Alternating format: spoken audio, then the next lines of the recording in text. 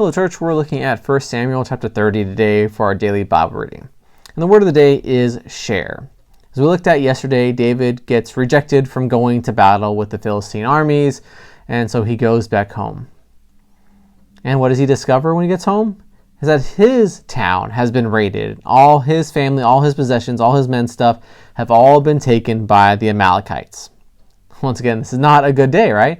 But as we said, we looked at yesterday, once again, sometimes God closes or causes us to be rejected from something for another reason. Now, we don't know how long it took David to get from where the Philistines were back to his home, but I'm sure he was wondering, even if it was a few hours or a few days, he was wondering, okay, why did this happen?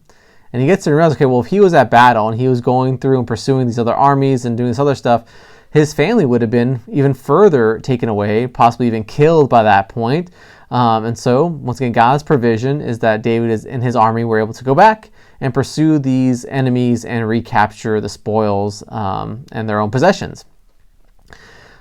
But the interesting thing here is not all the men could push on and persevere to make it to the final battle. And so some greed sets in amongst David's men. So, hey, well, these guys didn't make it all the way to fight, and so let's not share with them. Those of us who really did the hard lifting, we should get everything.